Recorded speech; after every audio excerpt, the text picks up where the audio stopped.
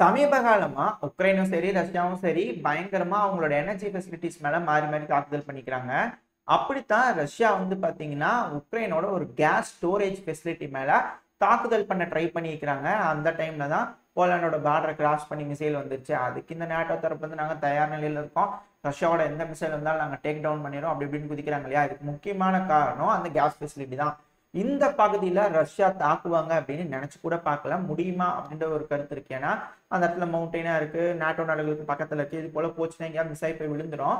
துல்லியமான தாக்குதல் நடக்குமா அப்படிங்கிற போல கேள்வியெல்லாம் இருக்கிறதுனால ரஷ்யா எங்கெல்லாம் தாக்குதல் பண்ண மாட்டாங்கன்னு ஒரு தைரியம் இருந்துச்சு. உக்ரைன் தரப்பு வந்து என்ன சொல்றாங்கன்னா, இல்ல இது போல மிசைல் தாக்குதல் நடந்துச்சு, அது வந்து மிஸ் ஆகி வேற பக்கம் விழுந்துருச்சு, துல்லியம் இல்லை அப்படிங்கிறது போல உக்ரைன் தரப்புன்னு சொல்றாங்க. ஆனா ரஷ்யா தரப்புல இருந்து என்ன சொல்றாங்கன்னா, இது ஒரு வார்னிங் ஷாட்டு, பார்த்து நடந்துக்குங்க, இதுக்கு மேல எனர்ஜி ஃபெசிலிட்டிஸ் அடிச்சீங்கன்னா தூக்கிடுவோம் அப்படிங்கிறதோட ஒரு வார்னிங் இது அப்படிங்கிறதோட சொல்லப்பட்டு வருது. சரி, இவ்வளவு பெருசா அந்த கேஸ் ஃபெசிலிட்டியை பத்தி பேசுறதுக்கான காரணம் என்ன அப்படின்னு ஒரு கேள்வி வருது இல்லையா. ஏன்னா இந்த கேஸ் ஃபெசிலிட்டிஸ்ல, அதாவது லேண்ட்ல இருக்கக்கூடிய ஒரு storage facility 4 billion cubic metre அளவுக்கான கேஸ் வந்து ஸ்டோரேஜ் பண்ணி வச்சிருக்காங்க. மொத்தம் 168 கம்பெனிஸோட ஒப்பந்தம் போட்டு வச்சிருக்காங்க. அந்த கம்பெனிஸ் இங்க வந்து கேஸை ஸ்டோர் பண்ணி வச்சிருக்காங்க, வேணுங்கும் போது ரிட்ரீவ் பண்ணி யூஸ் பண்ணிக்கிறதுக்காக இது ஒரு பாதுகாப்பான விஷயத்த வந்து பார்த்துக்கிட்டு இருக்காங்க. இதை மிக முக்கியமா எந்தெந்த நாடுகளுக்கு போகுது அப்படின்னு பாத்தீங்கன்னா யூரோப்பில் இருக்கக்கூடிய நாடுகள். ஸோ இந்த பிரச்சனை ஆரம்பிச்சதுக்கு அப்புறம் இருந்து இந்த கேஸ் ஸ்டோரேஜ் ஃபெசிலிட்டியை அவங்களோட பர்பஸ்க்காக பயன்படுத்திட்டு இருக்காங்க அதிக அளவில். இந்த கேஸ் ஃபெசிலிட்டிஸ்ல தாக்குதல் நடந்து வெடிச்சிருந்தது அப்படின்னா இது ஒரு மிகப்பெரிய வெடி விபத்தா மாறி இருக்கும், அதுல மாற்றுக்கத்தே இல்லை. அதுக்காக தான் ரஷ்யா வார்னிங் கொடுத்துருக்காங்க அப்படின்னு சொல்லப்பட்டு வருது. ஏன்னா இது மேல தாக்குதல் பண்ணியிருந்திருக்க முடியும் அப்படின்னு ரஷ்யா காட்டிக்கிறேன்னா கொஞ்சம் தான் தள்ளி போய் இருந்திருக்கு. ஏன்னா இதோட லொகேஷன் கட்டுற பார்த்தீங்கன்னா உங்களுக்கு புரிஞ்சிருக்கும், உக்ரைனோட எந்த பகுதியில் இருக்கணும், உக்ரைனோட எக்ஸ்ட்ரீம் மேற்கு பகுதியில் இருக்கு. அந்த ஒரு இடத்துல இருக்கக்கூடிய ஒரு கேஸ் ஸ்டோரேஜ் ஃபெசிலிட்டி பக்கத்தில் தான் தாக்குதல் நடந்திருக்கு. அதுக்கான வீடியோ பதிவு லோட் ஆயிருக்கும், பார்த்தீங்கன்னா தெரியும், சைடில் வந்திருக்கும். ஒரு புகை மூட்டை மாதிரி போயிட்டு இருக்கு இல்லையா, அந்த இடத்துல ஒரு வெடி விபத்து நடந்திருக்கு. ஆனால் கொஞ்சம் தள்ளி நடந்திருக்கு அப்படிங்கிறத சொல்லப்பட்டு அந்த ஃபெசிலிட்டிக்குள்ளதான் நடந்திருக்கு, காம்பவுண்ட்ல. பட் கொஞ்சம் தள்ளி நடந்திருக்கு. உள்ள நடந்ததுன்னா கதையே வேறையா இருக்கும் அப்படிங்கிறாங்க. இதனாலதான் மேற்குலக நாடுகள் பதறி அடிச்சுக்கிட்டு இருக்காங்க அப்படிங்கிறதெல்லாம் சொல்லப்பட்டு வருது. இதனாலதான் என்னமோ சமீப காலமா ரஷ்யாவோட எனர்ஜி ஃபெசிலிட்டிஸ் மேல தாக்குதல் நடக்கல கொஞ்சம் கம்மியாயிடுச்சு அப்படிங்கிறாங்க. பார்த்தா தெரிய வருது வரக்கூடிய செய்திகள் வச்சு பார்க்கும்போது. அடுத்தது ஸ்வீடன் தரப்புல இருந்து என்ன சொல்லியிருக்கிறாங்க அப்படின்னா, உக்ரைனோட ஆளுங்களை எல்லாம் கூட்டிட்டு வந்து எங்க நாட்டுல வச்சு ட்ரைனிங் கொடுக்கறதெல்லாம் நாங்க இன்னும் யோசிக்கலீங்க அப்படிங்கிறத சொல்லியிருக்கிறாங்க. இது போல ஸ்டேட்மெண்ட்ஸ் எதுக்காக வருது?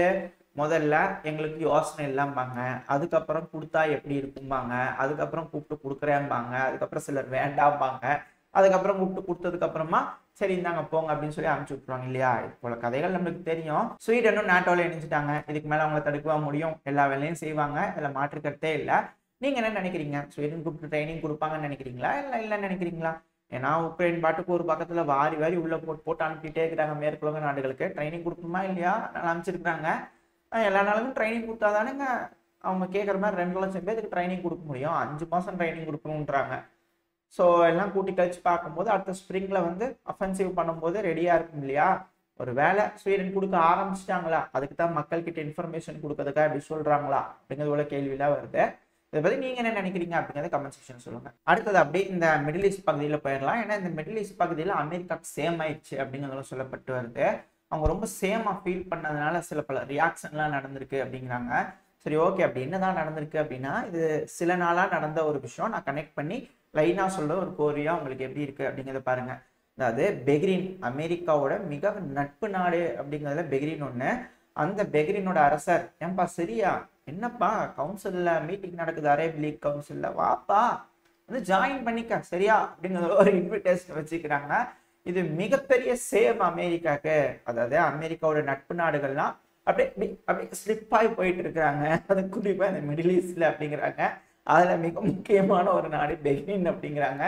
ஸோ பெஹ்ரைன் இது போல சிரியாவோட க்ளோஸா உறவு கொண்டாடுறது அமெரிக்காவுக்கு பிடிக்கல அப்படிங்கிறத சொல்லப்பட்டு வருது. அது மட்டும் இல்ல, இந்த சிரியாவும் கம்முன்னு இல்ல, சிரியா தரப்பு வந்து ஒரு ஸ்டேட்மெண்ட் வந்துருக்குது. அவங்க என்ன செஞ்சிருக்கிறாங்க அப்படின்னா, எங்களோட நிலப்பகுதி இதுல நீங்க இருக்கிறது ரொம்ப இல்லீகல், தயவு செஞ்சு எங்க நாட்டை விட்டு வெளியே போயிருங்க, அதுதான் எல்லாத்துக்கும் நல்லது அப்படிங்கிறது போல சிரியா தரப்புல இருந்து, சிரியாவோட ஃபாரின் மினிஸ்டர் தரப்புல இருந்து ஒரு ஸ்டேட்மெண்ட் வந்துருக்குது. அது ஆல்ரெடி ஈராக் தரப்புல இருந்து இப்படி ஒரு விஷயத்துக்கு வரும்போது நான் அவங்ககிட்ட சொன்னேன் இல்லையா, இந்த ஐசிஸ் தலையை விரிச்சு போட்டு ஆடுவாங்கன்னு. எப்படி மாஸ்கோல ஆடினாங்க பாத்தீங்களா, ஏதோ ஒரு பிரிவு இந்த சிரிய இசிஸ் தானே. ஸோ ஆடி இருக்கிறாங்க இல்லையா. இப்ப திரும்பியும் சிரியா தரப்புல இருந்து வந்திருக்குது. எங்க ஆட போதோ தெரியல. ஆண்டனி பிளிங்கன் அவர்கள் வேற சொல்லியிருந்தாரு ஐசிஸ் பிரசன்ஸ் வந்து அதிகமாயிடுச்சு, அதனால நம்ம கட்டுப்படுத்தணும் அப்படின்னு இருக்கிறாங்க. தயவு செஞ்சு பண்ணிருங்க. எங்க சிரியா ஈராக் தயவு செஞ்சு அவங்க விட்டுருங்க, அங்கேயே இருந்துட்டு போட்டோம் அப்படிங்கிறது போல இருக்கு.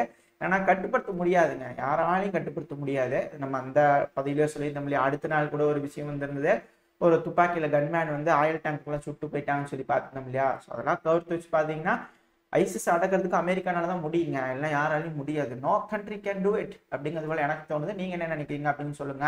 ஆனா இப்ப சிரியா இது கூட சொல்லிட்டாங்க.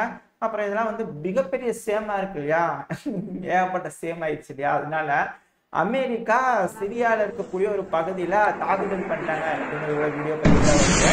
அது பேர் கொஞ்சம் கரெக்டா வரல, நான் கீழே போடுறேன், நீங்க பாத்துக்கங்க. ஸோ இது போல அமெரிக்கா வந்து சேமா ஃபீல் பண்ணனால தாக்குதல் பண்ணிட்டாங்க அப்படிங்கிறதோட சொல்லப்பட்டு வருது. மேலும் உறுதி செய்யும் விதமா சிரியா மேல நாங்கள் சாங்ஷன் போடுறோங்க அப்படிங்கிறதோட சொல்லிக்கிறாங்க. எதுக்காக?